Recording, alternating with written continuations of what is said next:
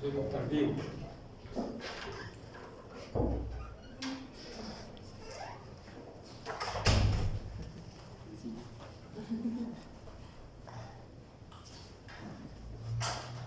Esta es la última imagen que vimos en la clase pasada, correspondiente a la paleontología consciente. Y dijimos que fue precisamente en este tiempo cuando comenzó a ver el desplazamiento del Atlántico. Vemos aquí que entra por la parte del norte de Cuba y la parte del sur de la península, y se va a ir formando lo que corresponde a la parte de lo que se denomina la fosa del occidente de la península precisamente. Y ya en el tiempo bajociense se considera que el mar retomó la parte correspondiente al camino que había seguido el mar durante el Triásico en estas condiciones. Es decir, es una zona de subsidencia esta. Y a partir de aquí, entonces ya en el Batoniense se va a llegar hasta la parte del Pacífico posteriormente. Esto es sumamente importante porque, lógicamente, para este tiempo bajociense se tiene que tener en México, y lo tenemos, la demostración de que aquí, en lo que es la parte de Oaxaca, esta zona, se tienen tanto fósiles de amonites de afinidad pacífica como también los de afinidad atlántica en esta parte. Y esto es de gran importancia porque además existe toda una serie de plantas, de fósiles de plantas cicadales que se encuentran tanto en la parte del norte de Cuba como también hacia la parte correspondiente a lo que es Oaxaca, en estas condiciones. Desde el punto de vista de los tipos de amonites y la afinidad pacífica y atlántica, pues aquí se ve claramente que toda la parte correspondiente al mar de Tetis, ¿sí? Lo vemos aquí, entró hacia la parte correspondiente al occidente, en esta parte que vemos en esta zona. Y se tiene toda una etapa pandémica en la parte de Oaxaca que corresponde al tiempo actual, cuando dijimos precisamente que fue cuando se lleva a cabo el levantamiento correspondiente en esta zona y que comienza la parte terminal de lo que es el Jurásico Medio en estas condiciones que vemos aquí, en donde se habla precisamente de organismos tanto del Pacífico como mexicanos y también como atlánticos en esas condiciones. Y estas condiciones continúan todavía hacia la parte de lo que sería el límite entre lo que es el Jurásico Medio y la parte del Jurásico Tardío en estas condiciones. Entonces existen no únicamente los datos de aquí de México, también los datos de Westermann, que se encuentra precisamente hacia la parte de estudio en 1992. Es un especialista de lo que son los amonites mexicanos. Ven ustedes que de acuerdo con este autor se considera que para lo que es la parte media del Bajo Océano se tendría ya el 32% de condiciones endémicas, es decir, de organismos típicamente mexicanos, por así decirlo, sin ninguna influencia externa, y corresponderían entonces de afinidad mediterránea 32% en lo que corresponde al océano, pero aquí lo ven ustedes ya para la parte carobiana, es en la parte terminal del Jurásico Medio. En ese tiempo entonces se invierte un poco la afinidad, de tal manera que aparecen de tipo andino, o sea, pacíficos en esa zona. Y el 5% que citamos hace rato de tipo pandémico, o sea, tanto de pacíficos como de endémicos, como también de titulados. Esto pues es importantísimo porque nos permite con organismos macroscópicos que necesitaron ya un tirante de agua de algunas decenas de metros, ir desde un océano hasta el otro precisamente, a través de México. Ya en el tiempo batoniano, de acuerdo con la bibliografía de Imlay, se tendría pues esta conexión que vemos aquí. Y también, como citamos anteriormente, se ve la influencia de lo que sería el hundimiento del bloque de Texas hacia la parte noroccidental todavía en esas condiciones. Y el paso a través de lo que es el territorio nacional actual de la parte del Pacífico al Golfo y al revés, como lo vimos con las afinidades de los amonites. Llegamos a un tiempo entonces platoniano-caroviano, que corresponde ya al límite entre lo que sería la parte del Jurásico tardío y el Jurásico medio. Y vean ustedes la cantidad de información que se tiene. Se tiene mucha información correspondiente primero, como ya vimos en el platoniano, el paso en esta dirección. Y en esa parte donde están las estrellas, es en donde se tiene precisamente una gran abundancia de amonites, que son cefalópodos, que vemos aquí, en estas zonas. Aquí no se tienen muchos datos porque no se tienen precisamente exploraciones de pozos que lleguen hasta lo que sería hacer rocas para este tiempo, en lo que es ya la parte del centro del Golfo, en estas condiciones. Pero la respuesta litológica, como ya vimos, está muy marcada desde el punto de vista del relleno de lo que sería la fosa correspondiente a la parte de Guayacocota, que haríamos en estas condiciones. ¿Sí? Ya para el tiempo caroviano, aquí tendríamos el estudio de Henle, en 1980, en donde él ve estas condiciones correspondientes a la parte de lo que sería el Golfo, de la parte de su formación por el desplazamiento del bloque que vemos aquí. Este espacio que vemos en esta zona correspondería a la falta de información, puesto que corresponde a esto, si se fijan ustedes, a lo que sería el norte de lo que corresponde a la península de Yucatán, en estas condiciones. ¿Verdad? Entonces, toda esta zona, para Inde ya sería la parte de conexión entre el suroeste, el avance hacia el noreste para llegar a la fosa de la parte de Florida y luego seguir por el cauce que vimos para la parte del Triásico en estas condiciones y su conexión hacia la parte que sería la zona del bloque de Chortis, que sería en esta localidad que vemos aquí. Si vamos a tiempos ya del Jurásico tardío, con la edad porfiriana, entonces se fijan, ya el hundimiento de la parte occidental de Norteamérica es sumamente importante, muy amplia, ¿sí? Y comienza entonces a ver también una extensión de lo que sería la zona del Golfo que vemos en esta parte, hacia las zonas marginales que corresponden precisamente a las zonas en donde se tiene información, porque aquí el estaría en condiciones de más de 10 kilómetros de profundidad.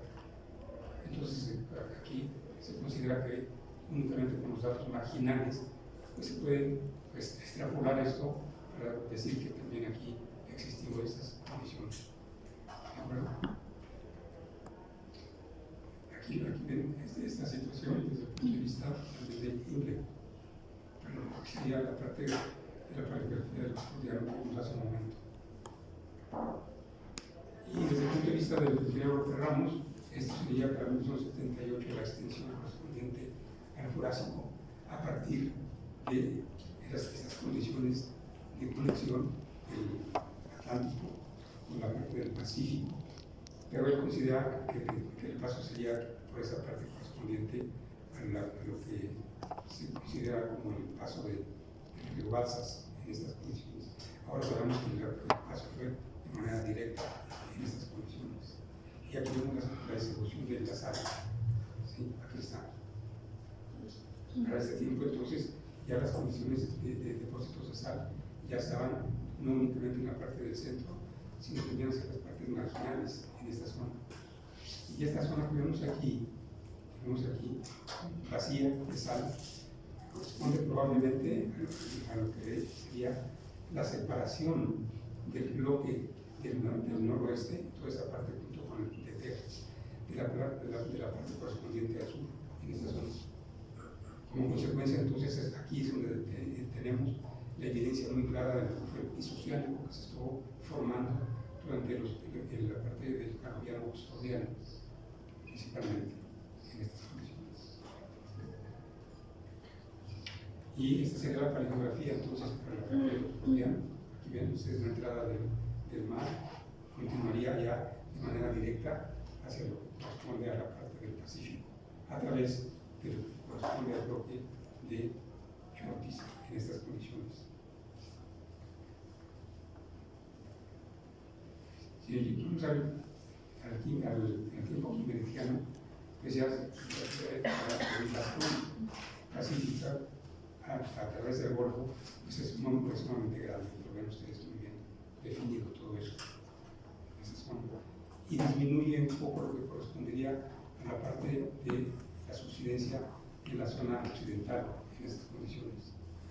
Esto posiblemente se trate de que hace unos 10 años, no, como 8 años, un biólogo de aquí de la parte de California y de la parte de Arizona, en esta zona, encontró evidencias de una zona de subducción aquí y no acá, en esta parte. ¿Sí? Y se supone que entonces el bloque de Texas, en sus desplazamientos hacia el occidente, ya no llegó hasta la parte occidental, o sea, en esta parte, sino que utilizó esta zona de subducción que vemos aquí. Estaría en esta posición. Pero de cualquier manera ven ustedes la conexión ya del mar Atlántico de manera directa hasta aquí, ¿de acuerdo? En esta parte. Y si vamos a la parte de Imbe, pues aquí se tiene una extensión mucho mayor todavía, vemos aquí. Y él toma en consideración, por cierto, lo que es la distribución de lo que corresponde a los depósitos continentales, o sea, de plantas, restos de plantas en esta parte de café, que vemos en estas condiciones.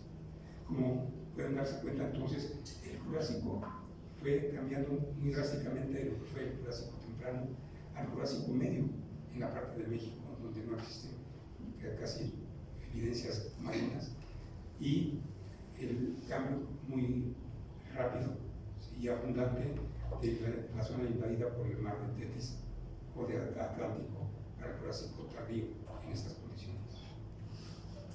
Esa sería entonces la distribución del ingeniero López Ramos, que lo ponemos aquí. Aquí están las localidades correspondientes en esta parte. Y esta sería la distribución entonces de acuerdo con esa amplitud que marcó el ingeniero López Ramos en su trabajo de 1978.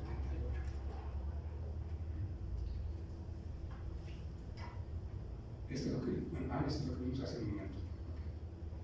Y esto nos muestra lo que es el desplazamiento entonces del bloque de Texas en la dirección occidental que citamos anteriormente. ¿Sí? Y si vamos a la parte titoniana, o sea, la parte final de lo que sería el Jurásico tardío, esa parte, ven ustedes cómo todo el margen occidental de Norteamérica, incluyendo México, tiene evidencias muy claras de batolitos en la zona de subducción, indicando claramente que para ese tiempo el proceso de subducción alcanza a lo que es el bloque de Canadá, de Estados Unidos y de México en esas condiciones. Y eso sería la descripción de Imbe. No habría un gran cambio con lo que vamos a ver en esta parte. En cuanto al titoniano, el ingeniero López Ramos, aquí lo vemos en estas condiciones, y aquí se ve manifiesto ya en lo que corresponde a su paleografía. Una parte muy importante es que, si se fijan, la península de Yucatán se mantiene todavía unido durante este tiempo a lo que es América del Sur. Como consecuencia, si se dan cuenta, no se desplazó este bloque. ¿Qué fue lo que originó esta zona de subducción en la parte occidental?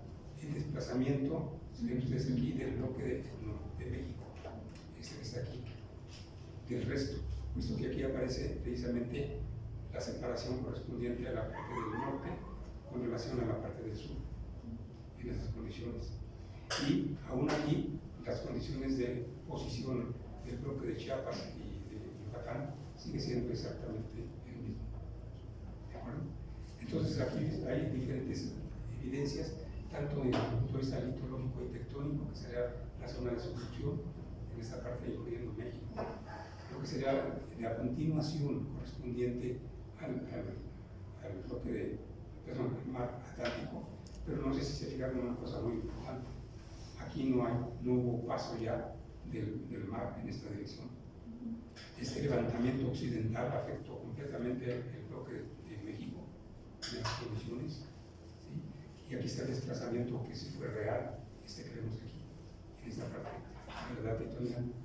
Y esto es lo que explica por qué las rocas generadoras de los ambientes marinos del Golfo, en esa zona, corresponden principalmente a la formación pimienta, que corresponde a las rocas titonianas, y en donde se encuentran una gran cantidad de datos que son de gran importancia para marcar que toda esta zona, incluyendo la fosa de Chihuahua, Sabinas y de parte de Churros, y la fosa correspondiente a las diferentes ¿cómo se llaman? Zonas de producción de Pemex en esta parte. En estas condiciones están marcando condiciones eocínicas y anóxicas, y por eso se considera que la mayor parte del petróleo que se extrae de aquí y de las otras partes del sur de Estados Unidos corresponden a esa evolución de la formación pimienta. ¿Sí? ¿Por qué? Porque la mayor parte de los yacimientos que se tienen en México son cretásicos, y la formación pimienta no únicamente se dio en esta zona que vemos aquí, sino también hacia la parte de lo que sería la cuenca, la parte norte de la cuenca de Tampico-Misantla, que vemos aquí en esta parte. Entonces ven, esto es muy importante desde el punto de vista de la extensión geográfica, y la parte que vamos a ver ahorita está relacionada precisamente con hasta aquí. Lo que termina es el tiempo mesozoico, perdón, Jurásico, porque después viene lo que sería el ingreso del mar, ¿sí? en el Cretácico temprano, en esa parte, cuando se lleva a cabo ya la separación real de América del Sur de la parte de Yucatán, en esas condiciones. Esta parte que vemos aquí corresponde precisamente a esas condiciones de desplazamiento del bloque de Chortes que vemos aquí, y lo que es el levantamiento de la zona de la Alamide en esta parte para lo que es el Cretácico en esta zona. Esto corresponde entonces a lo que es la parte de la orogenia civil, o sea, para el Jurásico, y la deformación que vemos acá corresponde para el Cretácico en esas condiciones. Como ven, entonces esta zona estuvo sujeta a dos tipos de deformación, la parte jurásica y la parte cretácica posteriormente. Y esto permite ya para lo que sería el Cretácico temprano el paso del mar del norte hacia la parte pacífica, puesto que ya para ese tiempo América del Sur ya había iniciado su separación completa de la parte de África, y como consecuencia del paso de este mar hacia la parte occidental. ¿Tienen preguntas? No. Muy bien. Entonces, recuerden que de la parte de lo que hablamos, estas son las referencias que tienen para lo que es la parte de localidades cretácicas. Y la paleografía que ustedes van a reproducir no es exactamente la que tenemos aquí, sino que tienen que tomarla como un ejemplo, pero ya con los datos del ingeniero que Ramos, que vemos en lo que corresponde a las localidades cretácicas. Son estas que están aquí. Aquí están las formaciones, ¿sí? Aquí están los autores, y lo que es importante es que vean la interpretación que hace el ingeniero López Ramos con base en sus datos nuestros. Aquí está la interpretación que hace perfectamente para el titoniano.